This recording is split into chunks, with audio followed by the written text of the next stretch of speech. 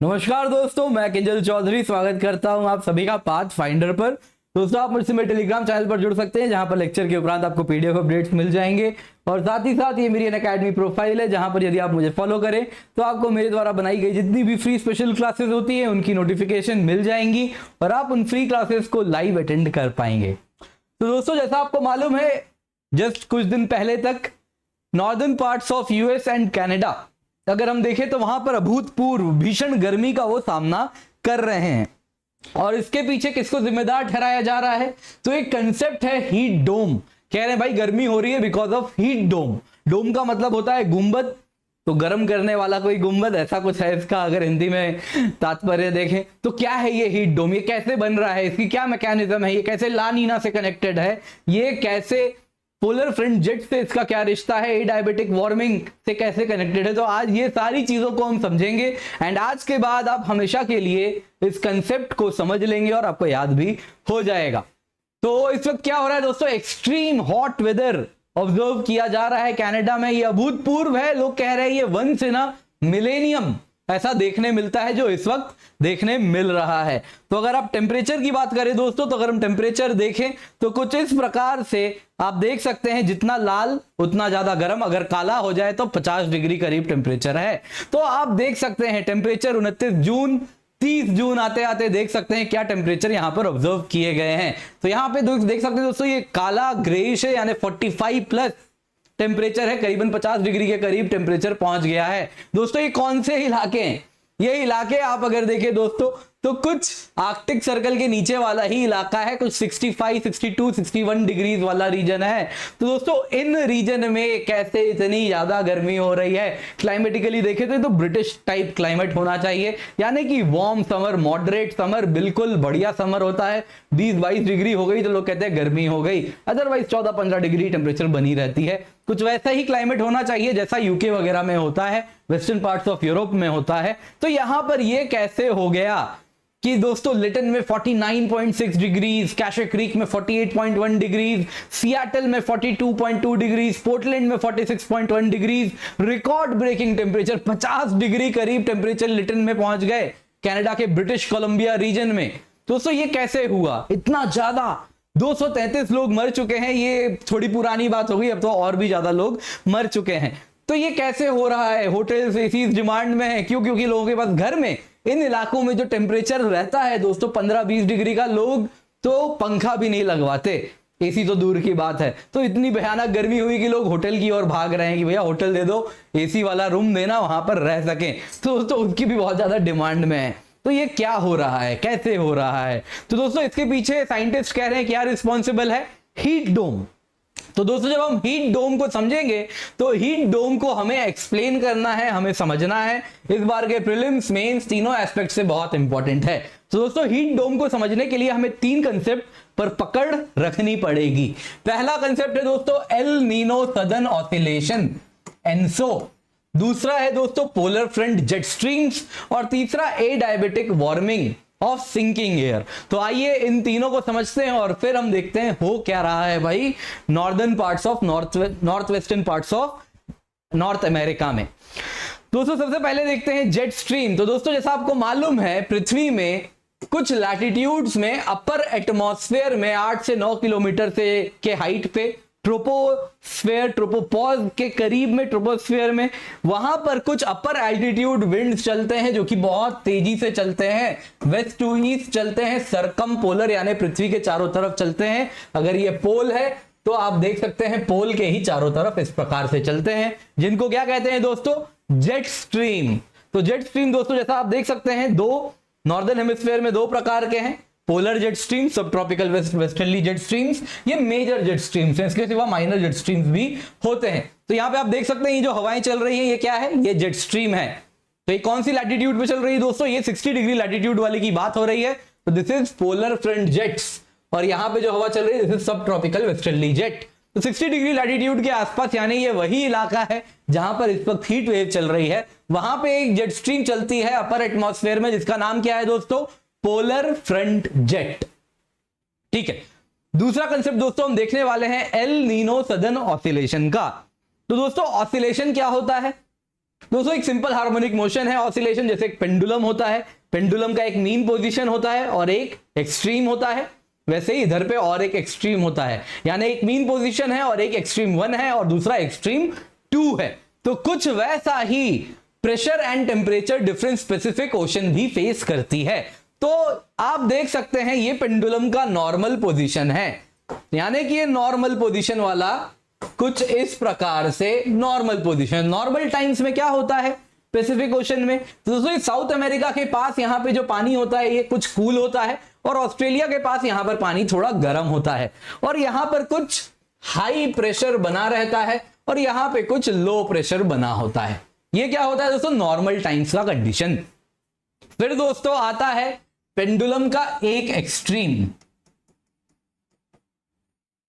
और ये एक एक्सट्रीम है जिसको दोस्तों हम कहते हैं, ये क्या है, एल नीनो। एल नीनो में दोस्तों नॉर्मल का ठीक उल्टा हो जाता है, यानी क्या हो जाएगा, यानी ये होगा दोस्तों ऑस्ट्रेलिया के पास जो पानी है वो जो नॉर्मली गर्म रहता था ये कुछ ठंडा होने लगता है और साथ साथ यहां पे जो लो प्रेशर बनी रहती थी यहां पे क्या बनने लगती है, हाई प्रेशर। और वही पैसिफिक ओशन में अगर आप इस भाग में देखें साउथ अमेरिका के पास, यहां पे पानी वार्म होने लगता है और यहां पर अगर आप देखें तो लो प्रेशर बन जाता है। तो दोस्तों इस प्रकार से आप अगर देखें तो ये कंडीशन क्या हुआ, एल नीनो हुआ। दोस्तों ये सारे क्लाइमेटिक एबनॉर्मेलिटीज हैं, काफी टाइम से हो रहे हैं और आजकल इनकी फ्रीक्वेंसी बढ़ती जा रही है।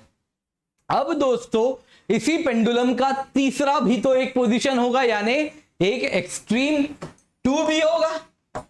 तो वो जो एक्सट्रीम 2 है उसको क्या कहेंगे दोस्तों, ला नीना। तो ला नीना में क्या होता है दोस्तों, ये जो नॉर्मल वाले कंडीशन है यही रहेंगे लेकिन इंटेंसिफाई हो जाएंगे, यानी नॉर्मल से बहुत ज्यादा हो जाएगा। यानी कि ऑस्ट्रेलिया में जहां वार्म वाटर होता है वहां पर बहुत ज्यादा वार्म वाटर हो जाएगा, यहां ठंडा पानी होता है यहां नॉर्मल से ज्यादा ठंडा पानी हो जाएगा, यहां नॉर्मल जो लो प्रेशर रहता है उससे और भी ज्यादा इंटेंस लो प्रेशर बनेगा और हाई साउथ अमेरिका के पास इंटेंस हाई प्रेशर बनेगा। तो इस प्रकार का सिचुएशन होता है जिसे हम क्या कहते हैं, ला नीना कंडीशन। दोस्तों ये ला नीना कंडीशन तो हुआ, तो इसमें तो अब आप एल नीनो, नॉर्मल एंड ला नीना तो समझ गए, यानी एनसो आप समझ चुके हैं। तो दोस्तों अब देखते हैं इन दोनों कंसेप्ट को मिला के समझेंगे हीट डोम कैसे बना है। तो दोस्तों हीट डोम की शुरुआत जैसे कोविड की शुरुआत चाइना से हुई थी, कुछ वैसे ही हीट डोम की भी शुरुआत चाइना से हुई थी, लेकिन इस बार जिम्मेदार चाइना को नहीं ठहरा सकते, ये बस क्लाइमेटिक एबनॉर्मेलिटीज है, भगवान की देन है। तो देखिए हुआ क्या दोस्तों, तो कुछ दिन पहले चाइना में इस भाग में भीषण बारिश होती है, भयानक बारिश होती है। तो होता क्या है दोस्तों, इसके पीछे कारण क्या होता है, इस वक्त ला नीना कंडीशन बन रखा है। तो ला नीना कंडीशन से क्या हुआ, यहां पे हाई प्रेशर यहां पे लो प्रेशर, तो ये ट्रेड विंड्स बड़े इंटेंस चलने शुरू हो जाते हैं। तो इंटेंस ट्रेड विंड्स चल रहे हैं, तेजी से ट्रेड विंड्स चल रहे हैं, गरम गरम ओशन के ऊपर से बहते हुए जा रहे हैं, खुद भी गर्म होते जा रहे हैं और यहां पे लो प्रेशर सिस्टम है तो ऊपर की ओर उठने लगेंगे, कुछ ऐसे ही। तो यहां पे उठने लगे तो यहां पर तो हो गई भैया बहुत ज्यादा बारिश। अच्छी बात है, बारिश होने दीजिए, उससे क्या फर्क पड़ता है, ठीक है। चाइना में बहुत बारिश हुई, फिर क्या हुआ दोस्तों, आपको यहां पे मालूम है 60 डिग्री लैटिट्यूड के आसपास आप अगर देखें तो क्या होता है दोस्तों, पोलर जेट्स चल रहे होते हैं, है कि नहीं, बताया था आपको। यहां पे आप देखें तो पोलर जेट्स चल रहे होते हैं कुछ इस प्रकार से, ये पोलर जेट्स चल रहे हैं यहां पे 60 डिग्री लैटिट्यूड पे। तो दोस्तों ये जेट क्या किए अब चाइना में कि यहां पे भैया बारिश तो हुई तो गरम गरम हवा यहां से आई और ये कुछ ऊपर उठी। तो यहां पे अगर आप देखें तो गरम गरम हवा यहां पे चाइना में ऊपर उठी, लेकिन ऊपर में जो चलने वाली जेट स्ट्रीम थी, पोलर फ्रंट जेट्स, वो कुछ इस प्रकार से इस गरम गरम हवा को लेके नॉर्थ अमेरिका चली गई। तो अब एक चीज तो समझ आया, ये गरम हवा की उत्पत्ति कुछ यहां से हुई है, गरम गरम पानी मूव किया है, साथ साथ यहां पे ये गर्म हवा ऊपर उठी है और जेट स्ट्रीम अपर एटमॉस्फेयर में इसको लेके कैरी करती हुई कहां चली गई, नॉर्थ अमेरिका, ठीक है। तो अब क्या हुआ आगे देखते हैं। तो दोस्तों जेट स्ट्रीम साधारण तरीके से तो आप देखें तो कैसे सीधी सीधी ऐसे चलती है, हल्की वेवी पैटर्न शो करती है, मियांडर करती है सांप के जैसा। लेकिन दोस्तों इस जेट स्ट्रीम में आ गया हल्का डिस्टरबेंस, तो ये कुछ ऐसे हल्की वेवी नहीं रही, ये अगर आप देखें तो अपना पैटर्न पूरे तरीके से बदल देती है। ये देखिए, ये जो आप देख रहे हैं ना, दिस इज जेट स्ट्रीम, ये हवाएं हैं तेजी से जो चल रही हैं। तो ये जेट स्ट्रीम देखिए अब क्या हो रहा है, नॉर्थ अमेरिका के पास अगर आप देखें तो दोस्तों ये कुछ इस प्रकार से आपको बनाते हुए दिखेगी। ये ऐसे आई और कुछ भाग कमजोर होके इधर गया, बाकी मेजॉरिटी जेट स्ट्रीम आप अगर देखें तो वो तो ऐसे यहीं पर गोल गोल घूमनी शुरू हो गई है। किस डायरेक्शन में? क्लॉकवाइज डायरेक्शन में। शायद आपको कलर ना दिख रहा हो तो मैं कोई अलग कलर का इस्तेमाल करता हूं जिससे आपको क्लियरली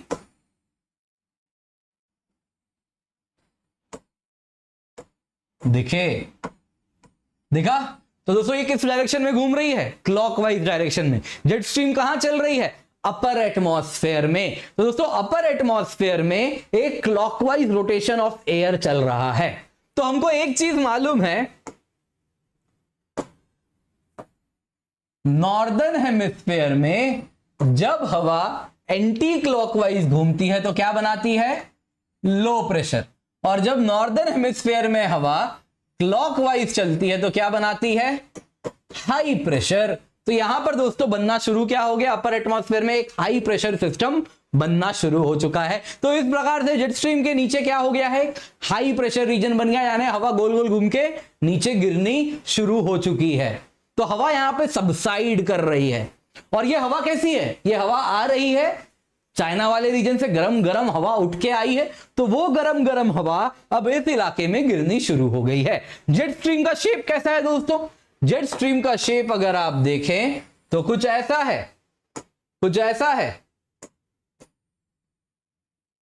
तो दोस्तों ये अगर आप देखें तो क्या ये ऐसा शेप का है? इसको क्या कहते हैं? ग्रीक लेटर है ये, क्या?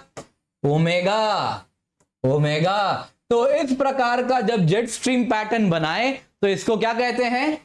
Omega block. तो दोस्तों यहां पे जेट स्ट्रीम ने ओमेगा ब्लॉक बना दिया, जिस वजह से क्या हो गई? एक हाई प्रेशर रीजन बन गई है। हाई प्रेशर रीजन को निरंतर हवा आ रही है, कहां से? चाइना से आ रही है। तो चाइना से निरंतर हवा आ रही है यहां पे। तो इसको मैं फिर से बनाता हूं कुछ इस प्रकार से। देखिए ये गरम गरम हवा यहां पे घूम रही है और यहां पे ये गिर रही है हाई प्रेशर बनके। तो अब देखिए क्या हुआ।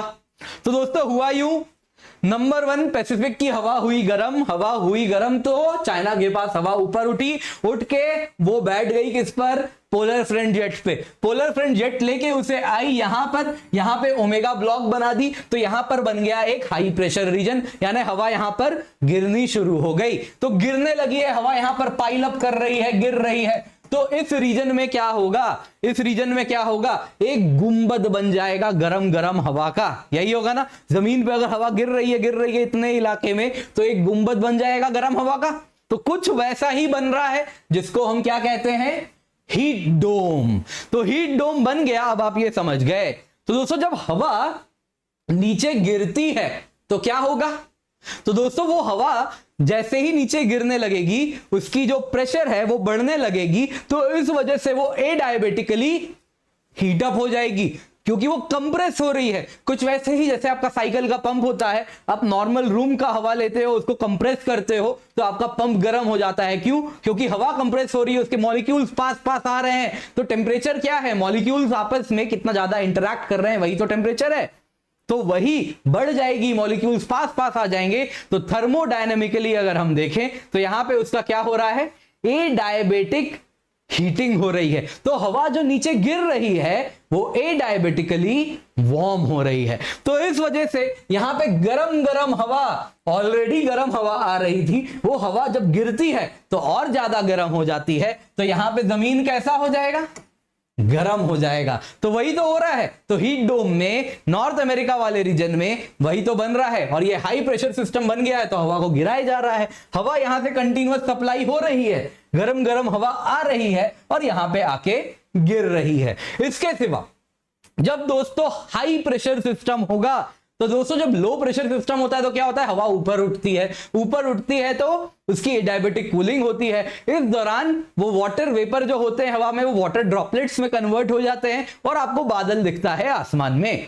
लेकिन यहां पे क्या हो रहा है, हवा तो गिर रही है तो हवा तो गर्म हो रही है, तो एडियाबैटिक कूलिंग तो नहीं होगी, एडियाबैटिक वार्मिंग हो रही है, तो बादल तो नहीं बनेंगे। तो हाई प्रेशर सिस्टम में आसमान कैसा होगा, क्लियर स्काई। अगर स्काई क्लियर होगा तो सूरज की रोशनी बिना किसी रुकावट के जमीन तक पहुंचेगी, तो जमीन क्या होगी, और ज्यादा गर्म होगी। तो जमीन भी गर्म हो रही क्योंकि अब क्लियर स्काई भी शुरू हो चुका है। तो धूप को रोकने के लिए बादल वगैरह नहीं है, तो क्लियर स्काई है, गरम गरम धूप, धूप से गर्म हो रही है जमीन, और ये हवा वापस जमीन में गर्म होगी। फिर क्या होगा, नॉर्मली गर्म होगी तो ऊपर उठने लगेगी उस इलाके की हवा। तो कनाडा वाले रीजन में, उस रीजन में हवा अगर आप देखिए ब्रिटिश कोलंबिया में ऊपर उठ रही है, लेकिन जैसे ही ऊपर उठने लगती है वो पोलर फ्रंट जेट्स क्या कर रहे हैं, वो तो वहीं पर गिर रहे हैं। तो इसको गिरते टाइम वापस उसके ऊपर मानो जैसे उसको धक्का देके नीचे गिरा देंगे। तो यही है वो डोम। तो नॉर्मल टाइम्स में क्या होता, अगर वो डोम नहीं होता तो हवा गर्म होती तो ऊपर उठती, ऊपर उठ के बादल बनाती, बारिश कराती, जमीन ठंडी हो जाती। लेकिन वो डोम क्या कर दी, उस हवा को ज्यादा ऊपर उठने नहीं दी, तो ये डायबिटिक कूलिंग ढंग से नहीं हो पाई, तो बादल नहीं बन पाए, और इस वजह से ये हीट डोम बना हुआ है। तो यही कारण है दोस्तों कनाडा में इतनी इंटेंस हीटिंग हुई है।